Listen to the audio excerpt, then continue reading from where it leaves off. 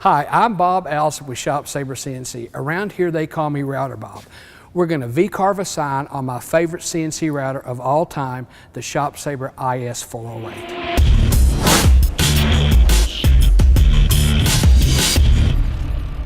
You know, the key to making a good machine tool, it starts with the frame itself. And we build all these frames out of structural steel, the same thing they build bridges out of. They're all welded, and it's really neat. You look underneath and the welds that you typically don't see look as good as the ones on the outside, and that tells you the quality level of the company itself.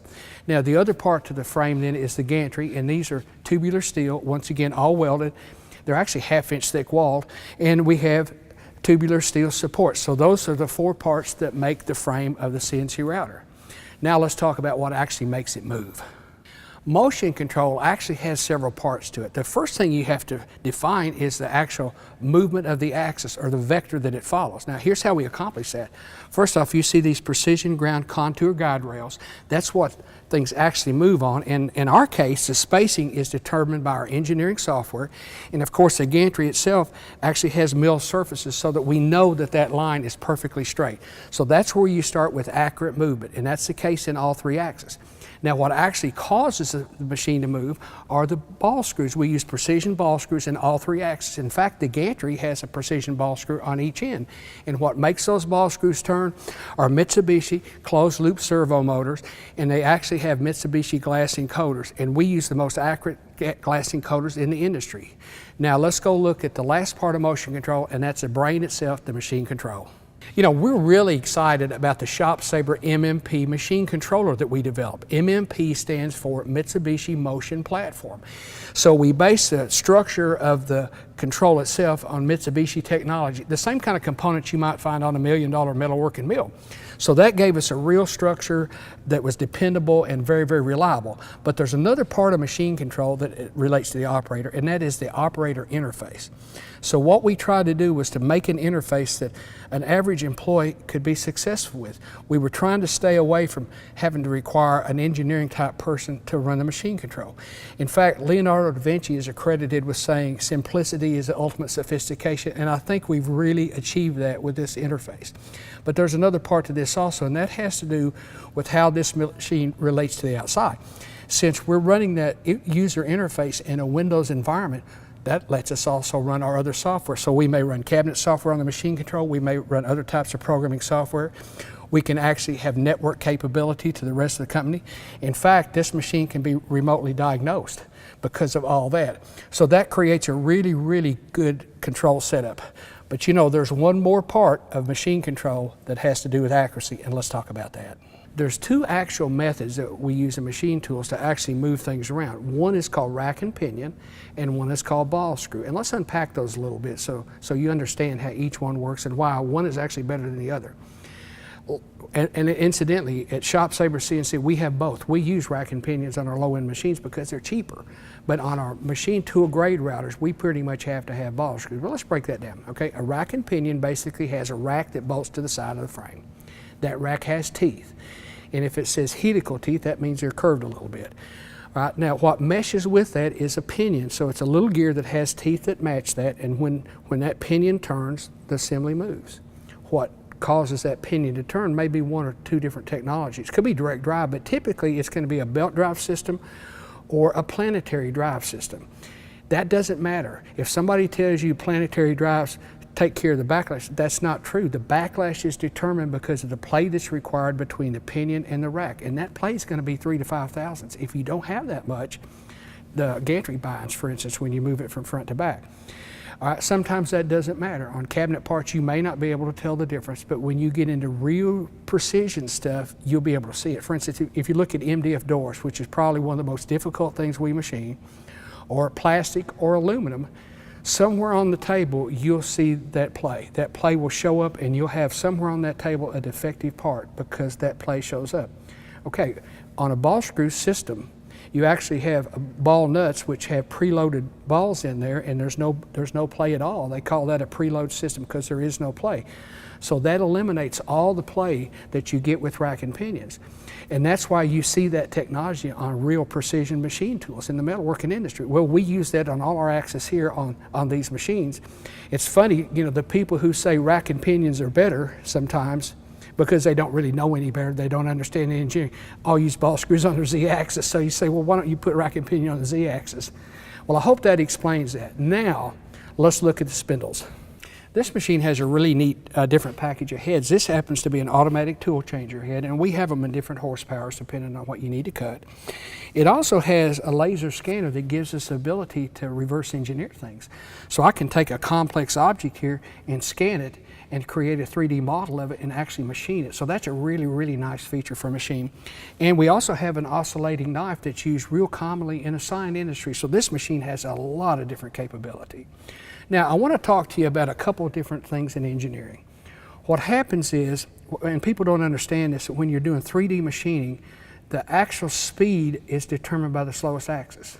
So it doesn't matter what you feed in X and Y, it's the up and down axis. And that's normally clamped in a controller. Well, we developed a technology that basically takes the pressure off the ball screw, and the consequence is I can raise it up and down much, much faster. So these machines are really, really fast if you're going to do a lot of 3D machining. There's another engineering thing I also wanted to point out, and that's these stiffeners. And you'll see those on a lot of our machines. Now, here's where that came from. First off, what we wanted to do as a goal was to create a better edge finish on a part, and we felt like if we could stiffen that whole assembly, that would result in that. And so we got into our finite element analysis package, and we started to look at some different ideas in engineering, and we found one that really tested out. And then we went back to that, and we came back over here and we said, okay, how can we reduce the mass in that without reducing the stiffness? And you'll see this cutout pattern, that all came out of the engineering software.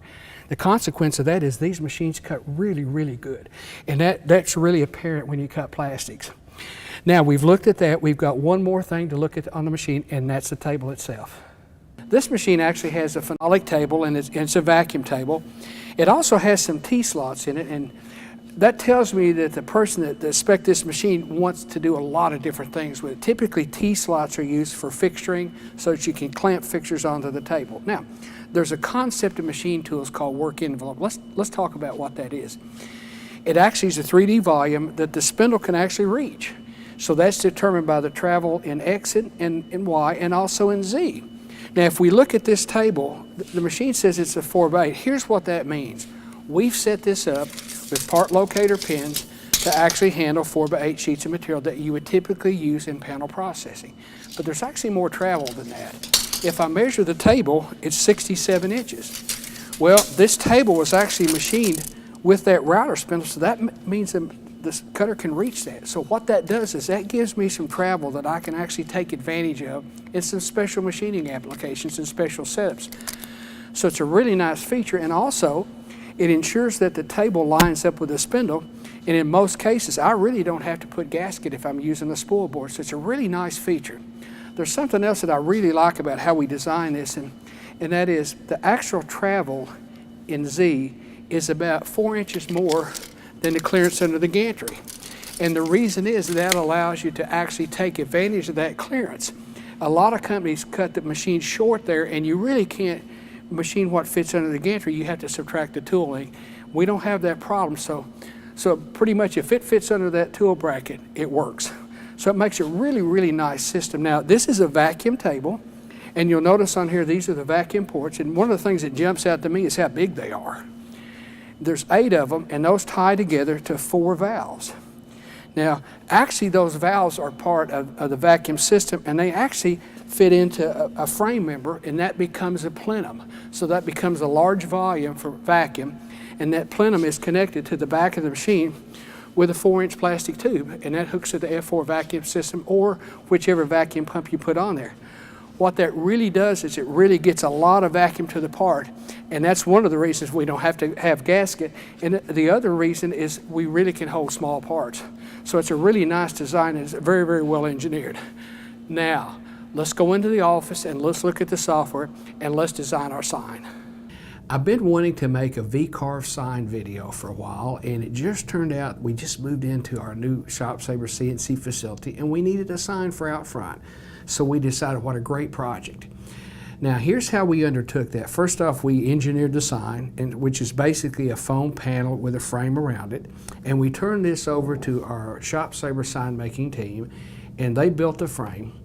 And I guess they didn't build the frame as accurate as the machine would cut, so they had to adjust the panel a little bit. So the panel that I have to machine isn't exactly square. And I thought, well, that's okay, because I want to show you how you set a machine up if everything's not perfect the way you designed it. Okay? There's three parts. When you're doing this, there's actually three phases. One is the geometry, the second is the tool pathing, and the third is outputting to the machine. Now, let's look at the geometry first. Okay, we're going to start out with VCard Pro, so we'll open that up. And I've got a file that actually has a geometry on it. So we'll click on that. But let's look at the setup first. Now basically I've defined, the material is supposed to be 48 by 96, but it's not quite that size now. And it's 1.5 inches thick. And we're going to touch off to the top because we're using more than one tool, and the depth is critical when you're doing V-carving. So that's real important. Now let me tell you what the material actually looks like. After they worked on it a little bit, if you measure from side to side, the width is the same from top to bottom, so it's parallel. But when you measure diagonals, they vary a little bit. So what that really means is you have a piece that's parallelogram. That's what it really means. So, all right, so how are we going to deal with that? Well, I've got a couple problems. One is, how do I know where it's at on the table perfectly? So that's the first thing. So probably what I'll do, since I know that the sides are parallel, I think I'll use the part locator pins, because those are, all that stuff's machined on the machine, so I know it lines up with the y-axis. You could also line it up with one of our vacuum grooves, once again, because they're cut with a spindle. So that'll get me the alignment correctly that way. And then, rather than try to guess, I think I'll set the origin of the drawing to the middle. Now here's what that does. All right, now, so all I have to do on the machine is I have to get the material lined up to the part locator pins, and then I'll set the origin in the middle, and that's what connects the drawing to the actual machine. And the way I'll actually do that is draw diagonals, because the intersection of diagonals on a parallelogram is the center. So that's how I know that my image is going to be centered. So that's a little oh by the way, because the part's wasn't perfect. Okay, so we do that. Now VCard Pro has, if you notice the interface, they've changed some things. They've made it a lot better, but you've actually got the layer stuff up here. So this is the actual logo that we're going to use. So this is the ShopSabre, and we're going to put the actual address on there. So if I just select that and click that, all right, that gets everything centered, and let's go ahead and ungroup all of that. So now that's just independent geometry. All right, so now we basically got everything set up. So this is really the first phase of the process, and that's dealing with the geometry. Now I could draw the geometry pretty much on logos. You're going to have, it's going to come in from some other software program. The actual text that I put in there was done with VCard Pro, but the actual logo itself, I believe, came off of one of the graphics programs. So we've got that set up. I'm real happy with it. Now let's move to the next phase, which is to actually apply the tool paths. To access the tool pathing part of VCard Pro, we can do a couple of things. One is you can click this tab over here, and it'll show it, or you can actually flip it back and forth. And we'll do this because there's a little more room. Okay, here's what 3D engraving involves. Basically, we take a V-bit, okay, and the V-bit angle and the width of the line determines how deep it is. So that's what, when you see 3D engraving, you'll see the depth vary sometimes. Now, if you have larger areas, sometimes that's not practical, so we say, okay, we don't want it to go deeper than a certain amount, and certainly in this case, we would probably say that. So we're really going to use two tools. We're going to use a V-bit, a 90-degree V-bit, and then we're going to use a 3/8 flat tool to get the larger areas. So basically, let's look at that. We'll click on this icon that says V. This is in carving. Now I'm going to say here, I'm going to say the flat depth is a 1/2 inch, because I don't want to cut deeper than that. All right, the first bit I'm going to use is the V-bit, and that comes off of here. Everything's set on it. And then I want to also use a tool that's a flat tool, and so I'm going to click that, and I'm going to select that 3/8 deep bit that's all set up. So those are the tools that I'm going to use. Now all I really have to do is circle the geometry and hit calculate, and it calculates all the tool paths. Now let's look at those a little closer. Let's look at that in 3D a little bit. Now if you notice, in fact, let's just simulate this first and then we'll come back and preview all toolpaths. So that's what it's going to look like. Now you notice, here's a good example here. Let's clear that out and let's look at those toolpaths again. Now if you notice in these corners here, you see how this climbed out?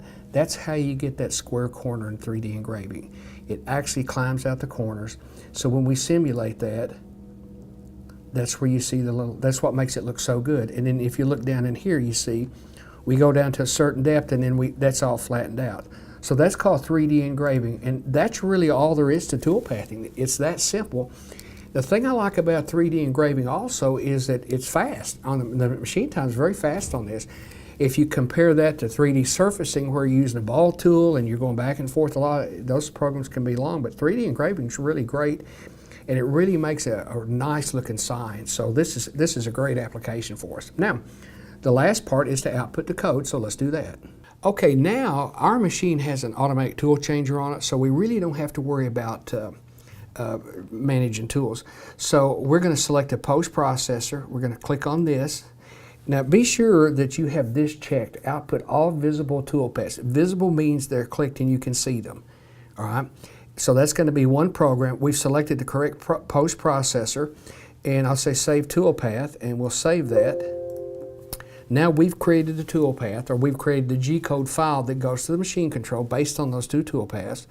We'll send that out to the machine control through the network, and we're ready to go out and make the sign.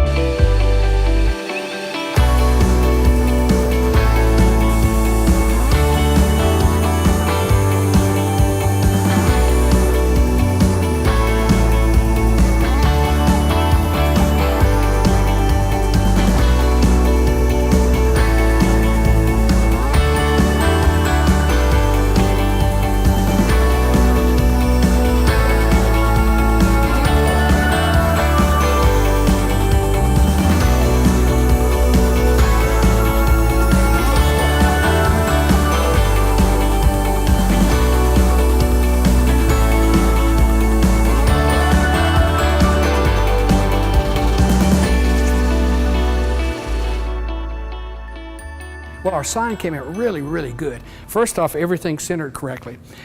When you start looking at some of these toolpaths, there's actually a scenario you may not be aware of, and that is these edges are formed by the intersection of two tools, the V bit and that straight bit that we clean out with. And if there's any discrepancy, you see it, it's not a perfect corner anymore.